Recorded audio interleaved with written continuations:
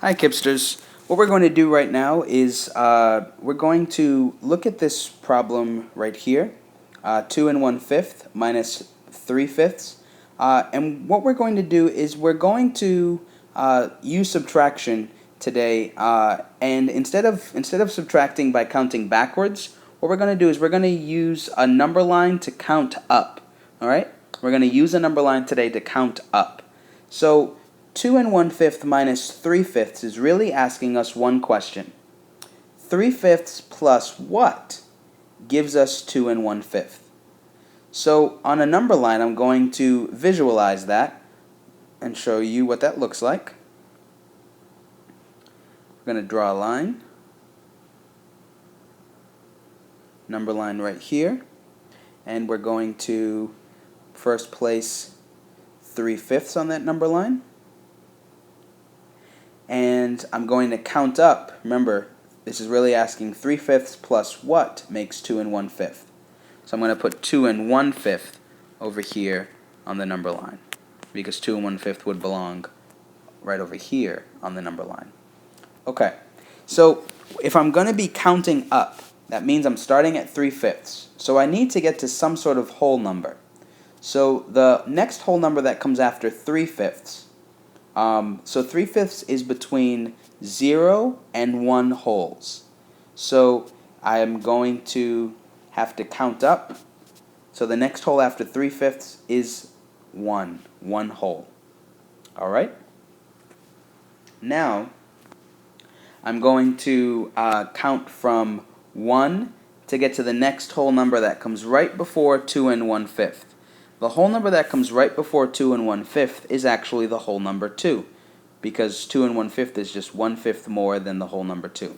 So the next whole number that comes right before the mixed number is 2. So I'm just going to count up now. Essentially what I'm doing is I'm starting from 3/5 going to 1 whole. Then I'm at 1 whole, and I'm counting to 2 wholes. Now I'm at 2 wholes, and I'm counting from 2 wholes to 2 1/5. So there are essentially 3 jumps that I'm going to be making, or 3 ways of counting up.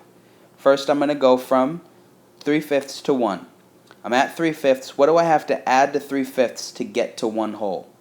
Well, if I look at the denominator, I know these are fifths, so it takes 5/5 to make 1 whole. So I'm at 3/5. How many fifths do I have to add to 3/5 to get to 5/5, which is the next whole? It is 2/5. So let me write that right above here in a different color. I'm going to add 2/5. Okay? Now when I add 2/5 to 3/5, I get to 1 whole. What do I have to add to 1 to get to 2 wholes? I have to add 1. So I'm going to add 1 right there. Now that's our whole jump. And then I'm going to make one more jump going from the whole number to the fractional part. So what do I have to add to 2 to get to 2 1/5? I need to add 1/5. Let me write that down. So essentially what I've done is I'm counting from the fraction.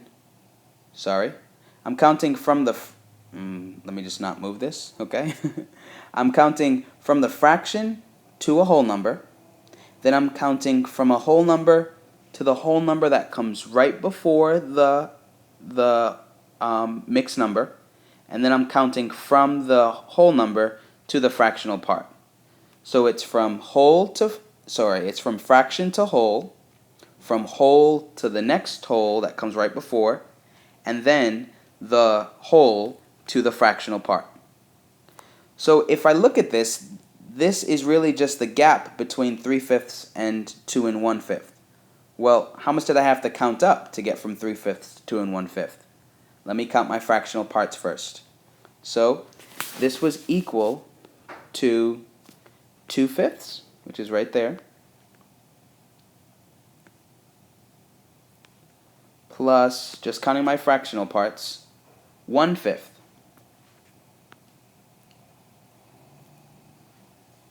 And then the whole was 1 whole. So plus 1 whole.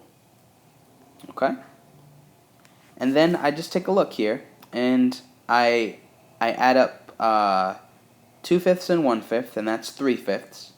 And 3/5 plus 1 whole is 1 and 3/5. 1 whole and 3/5. So what I didn't say in the beginning is the reason why I use the counting up strategy is because I'm subtracting, and they have the same denominator, so I can subtract. But I'm trying to subtract 3/5, and I don't have enough fractional parts of fifths to subtract.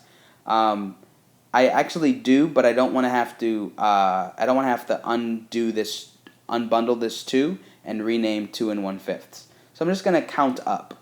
So you only use the count up strategy when what you're trying to subtract, the fractional part you're trying to subtract, you don't, as the number appears, you don't have enough. However, you do, but we don't want to unbundle this 2. So we're just going to count up. So the answer to 2 and 1/5 minus 3/5 is 1 and 3/5. How did I get there? Well, this is really asking me, okay, I'm at 3/5, and how much do you have to count up from 3/5 to get to 2 and 1/5? Well, I have to count up 2/5 to get to the next whole, and that's at 1. Then I have to count from 1 to 2. I have to count another whole to get to the whole number in the mixed number. And then I have to count one more fifth to get to 2 and 1/5. So when you count how much you've actually counted up, you've counted up 2/5 plus 1/5. That's 3/5 plus 1 whole. And the answer is 1 whole and 3/5. So in this next case right here, the first step you would have to do is check to see if you have, well, what operation are you doing? Subtracting. So you check to see if you have the same denominator. I have a denominator of fourths here and thirds there. They are not the same. So I would need to find equivalent fractions first for these fractions.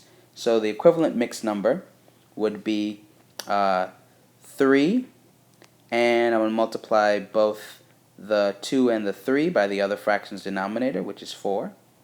So I'll get 3 and 8/12 minus 1, and let's multiply both the numerator and denominator by 3, and I'll get 1 and 9/12. So if I look here, I'm subtracting 9/12 from 8/12. The fractional parts aren't there, though I can unbundle this. I don't want to do that. I'll use the counting up strategy. So it follows the same exact way that we did this problem right over here. Okay? It would follow that same way that we did this problem right there. Okay?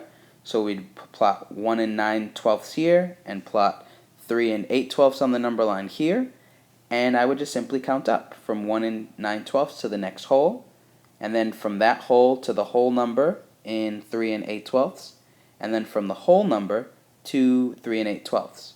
And I'd add all that up, and that would tell me what the gap is, or what the answer to 3 and 8/12 minus 1 and 9/12 would be. I hope this video helped you to figure out a way to use the counting up strategy to solve subtraction problems, as opposed to having to unbundle or regroup as you have been taught to do in the past. So please leave your comments below, and please like the video if you enjoy it, and I hope that you benefit from this video. Have a great day, everyone. Bye.